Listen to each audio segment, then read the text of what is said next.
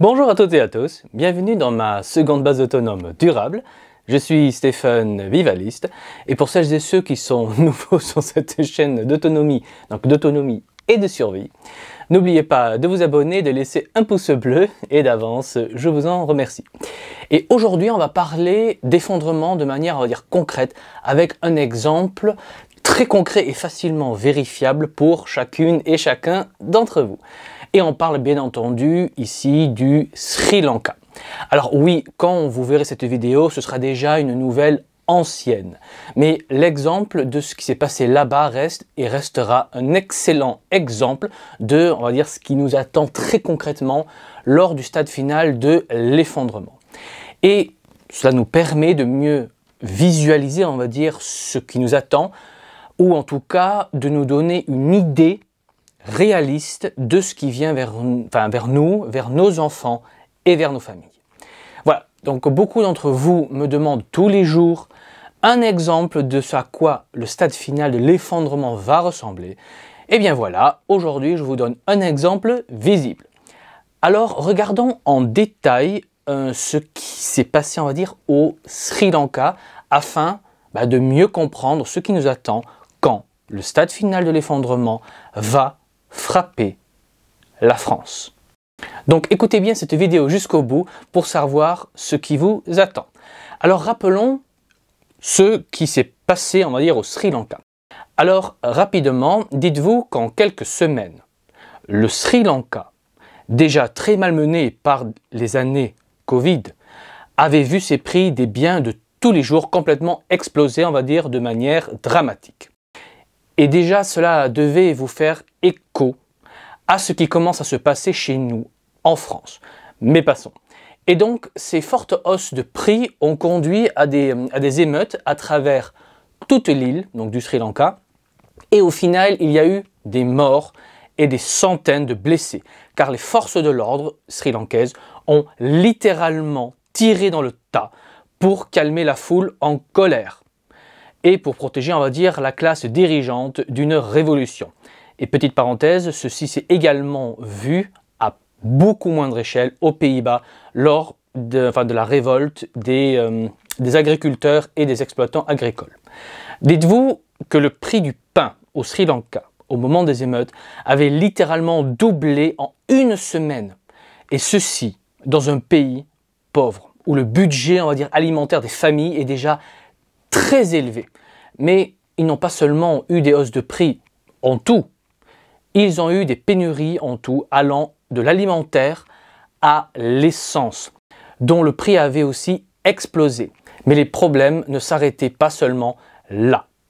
La roupie sri-lankaise avait dégringolé face au dollar, donc un affaiblissement de leur monnaie qu'on subit nous aussi en Europe au passage, avec la crise actuelle de l'euro.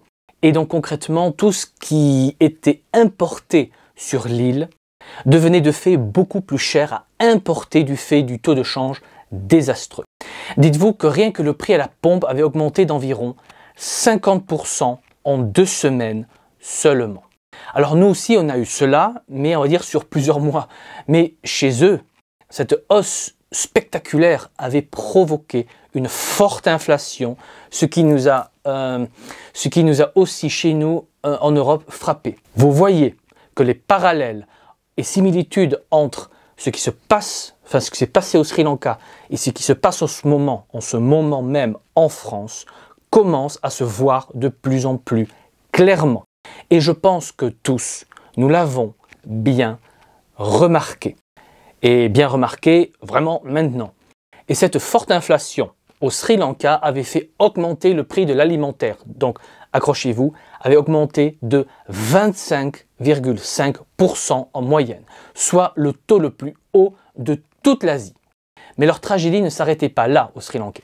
Comme un tiers de leur électricité est produite avec du pétrole, évidemment, ces hausses ont causé une baisse de la production électrique et donc il y a eu de longues coupures de courant partout sur l'île et selon le témoignage de Chris Thomas, un habitant de 28 ans, les coupures de courant ont duré entre 5 et 7 heures par jour.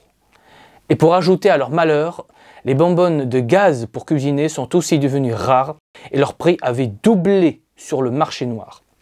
Bon, cette partie, nous ne l'avons pas encore en France, mais ça viendra tôt ou tard quand EDF n'aura simplement plus les moyens de correctement entretenir le réseau électrique de France ou qu'on soit obligé d'envoyer notre électricité en Allemagne par solidarité européenne.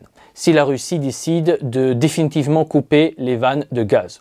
Et si la Russie coupe les vannes énergétiques, là, l'Allemagne sera à genoux et dépendra à fond de nous, de notre production électrique, et on peut être sûr et certain que Macron préférera qu'on ait de fortes coupures d'électricité en France pour aider les Allemands, car notre capacité de production électrique n'est pas suffisante pour alimenter la France et l'Allemagne.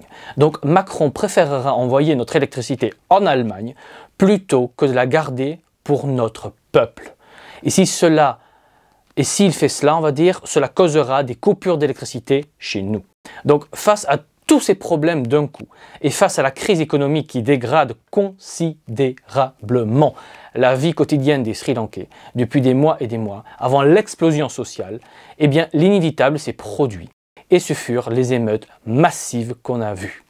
Et si la situation globale et internationale ne s'était pas calmée un peu, et si le FMI n'était pas intervenu, eh bien le pays se serait complètement effondré. Et quand nous atteindrons le stade final de l'effondrement en France, nous aussi, nous connaîtrons ces problèmes, tous les problèmes qu'a vu le Sri Lanka. Et nous réagirons exactement de la même manière que les Sri Lankais. Et les forces de l'ordre feront également pareil qu'au Sri Lanka. Ils finiront par tirer dans le tas. Mais à la différence du Sri Lanka, quand ce sera notre tour, il n'y aura pas de situation internationale contrôlée ou un FMI pour intervenir. Non. Quand ça va nous atteindre, là, rien n'arrêtera les émeutes et la situation globale ne s'améliorera pas, ça on le sait. Donc les émeutes vont s'intensifier et cela causera partout dans le monde l'effondrement des États. Parce qu'il n'y a pas que chez nous où ça va entre guillemets péter. Et c'est ce qu'on appelle l'effondrement, c'est-à-dire la disparition du concept de l'État centralisateur et fédérateur. Bref, les citoyens seront livrés à eux-mêmes sur le terrain et l'administration gouvernementale aura disparu. Mais pour revenir au Sri Lanka, dites-vous que la crise Covid avait mis un coup d'arrêt au tourisme, comme en France, encore un point commun. Et si cela avait mis on va dire, l'économie sri-lankaise à genoux et réduit l'entrée des devises, alors que le pays avait crucialement et dramatiquement besoin de ces devises pour tout simplement pouvoir rembourser ses dettes d'importation et pour pouvoir importer des produits de première nécessité pour leur peuple. Donc le pays sri-lankais souffre gravement tout d'abord de l'augmentation du prix mondial du pétrole, entre autres provoquée par le conflit entre la Russie de Poutine et l'Ukraine. Et l'État sri-lankais, déjà surendetté, ne peut pas acheter assez de carburant pour son peuple. Cela entraîne donc forcément d'énormes files d'attente devant les stations d'essence que le pays peut avoir.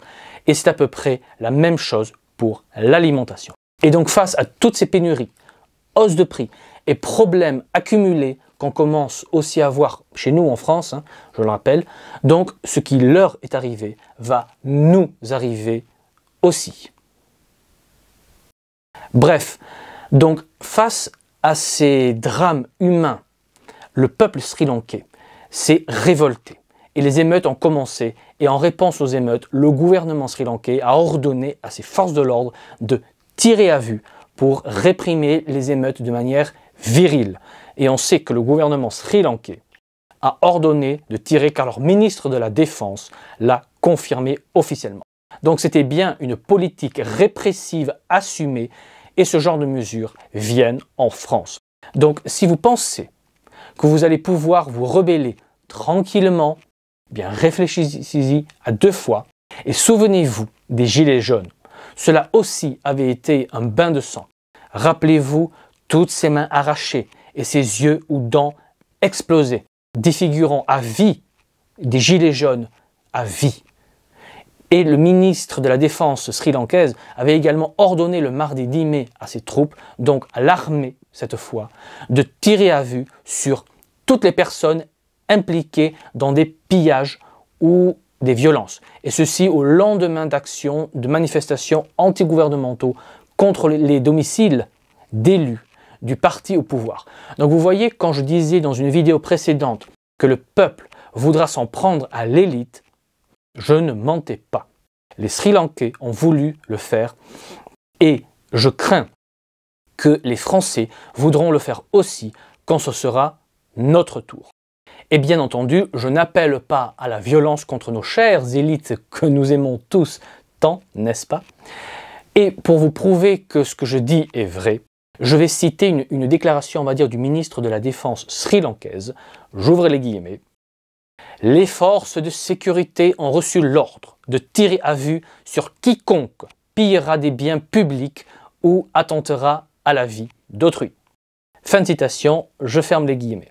Bref, concrètement, le gouvernement sri-lankais a déployé des dizaines de milliers de militaires de leur armée de terre, de la marine et de l'air pour réprimer et patrouiller dans les rues agitées de la capitale Colombo et ailleurs dans d'autres grandes villes du pays. Il y a même eu un état d'urgence après que 2 policiers avaient été tués par des émeutiers en colère.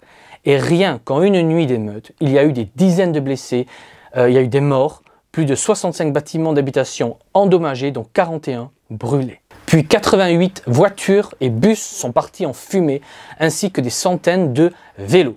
Donc vous comprenez mieux pourquoi le Sri Lanka était sous état d'urgence, ce qui concrètement donne des pouvoirs élargis aux militaires pour arrêter des suspects, dont des opposants politiques ou des journalistes par exemple. Je dis ça, je dis rien. Vous avez toujours confiance en Emmanuel Macron? Vous êtes toujours content de l'avoir réélu? Vous êtes toujours convaincu du bienfait, de l'efficacité de la démocratie représentative bourgeoise? Toujours content? Mais la répression gouvernementale au Sri Lanka ne s'arrête pas là. Il y a eu un couvre-feu de plusieurs jours de déclaré et selon le principal hôpital de la capitale, plusieurs centaines de personnes ont été inutilement blessés lors des violences des 2 côtés. Et en plus de tous ces problèmes, s'ajoute une pénurie de médicaments dans le pays, donc une hausse des souffrances et de la mortalité, dont infantile, par manque de médicaments. Et dans les mois qui viennent, on va voir de plus en plus de personnes mourir de maladies qui normalement devraient être bénins, mais faute de médicaments adaptés, ils vont malheureusement mourir. Et la pauvreté ne fait qu'exploser dans ce pays. Et le pire est que ce qu'ils vivent eux, nous on le vit aussi en France, mais à petit feu, car on a un État social qui fait des dettes en masse pour acheter la paix sociale. Mais dès que le gouvernement français ne pourra plus acheter la paix sociale avec des chèques ou autres primes ou je sais pas quoi, là, ce qui s'est passé au Sri Lanka va se passer chez nous aussi, car vous voyez bien les hausses de prix de l'essence, de tous les produits alimentaires et non alimentaires. Vous voyez bien les pénuries qui continuent, vous voyez bien le chômage qui explose et continue d'exploser. Et vous voyez bien que le gouvernement ne sait pas gérer de larges mouvements de foule, comme on l'a vu au Stade de France avec les Anglais, selon le ministre Darmanin, le petit. Nous voyons tous, on voit tous les Français s'appauvrir de jour en jour et ça devient de plus en plus difficile de joindre les 2 bouts. Et le pire est que la situation globale ne peut que s'aggraver et on n'a aucun espoir que la situation s'améliore dans un futur proche ou plus ou moins lointain. Donc l'explosion sociale en France n'est qu'une question de temps. Les grandes émeutes qui vont provoquer le grand effondrement arrivent. Et on voit tous les jours, la cocotte minute sociale humaine bouillir et bouillir. Après chaque affaire au gouvernement, après chaque hausse de prix, la colère populaire augmente et je crains que ça va très mal se finir. Et ce n'est pas mon souhait, c'est ce que je crains, ce n'est pas mon souhait.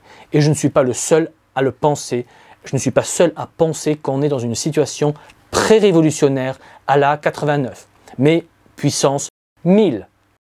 Voilà, donc je ne peux que vous encourager à vous préparer sur les 3 niveaux, c'est-à-dire le court terme, le moyen terme et le long terme. Pour le court terme, stockez de quoi tenir 1 an et demi et ne stockez pas seulement de la nourriture, mais aussi des vêtements, des chaussettes, du savon, etc. Pour vous donner du temps et des possibilités pour tenir le temps que les grands changements se fassent. Pour le moyen terme, mettez vos mains dans la terre et produisez votre nourriture, ou du moins une partie de votre nourriture, et travaillez à votre autonomie en tout. Car avec l'effondrement, le citoyen sera livré à lui-même pour son accès à de la nourriture, à de l'eau potable, à des soins et j'en passe. Donc soyez le plus autonome possible, ce qui me mène vers le 3e point qui est le long terme. Pour le long terme, rejoignez un réseau local ou créez votre propre réseau s'il n'y a pas de réseau local près de chez vous. Dites-vous que dans tous les cas, vous pouvez toujours rejoindre mon réseau que je développe et nous rejoindre, on va dire, se fait via ma page Patreon, Stéphane Vivaliste. Le lien est sous la vidéo dans le descriptif. Et pour avoir des informations à propos du réseau qui s'appelle le projet La Survie pour tous, alias Le Royaume, je vous invite à aller regarder toutes les vidéos qui ont la couleur verte sur le côté des miniatures des vidéos. Car la couleur verte indique que le thème est le réseau, comme la couleur jaune indique que le thème de la vidéo est l'effondrement. Voilà, dites-vous que la survie seule ou en petit groupe a déjà été débunkée depuis des années et des années, et seulement dans un réseau, on a une vraie chance de survie sur le long terme. Donc plus votre réseau sera organisé comme mon réseau l'est, et plus vous aurez de chances de survie. C'est pourquoi nous rejoindre est de très loin la meilleure idée et le meilleur investissement que vous pouvez faire. Mais je vous laisse juge de cela. Voilà, donc la vidéo s'arrête là parce qu'elle est déjà bien plus longue que je ne le voulais. Et il ne me reste plus qu'à vous dire, comme toujours, préparez-vous, anticipez, et je vous dis à la prochaine fois. Allez, ciao!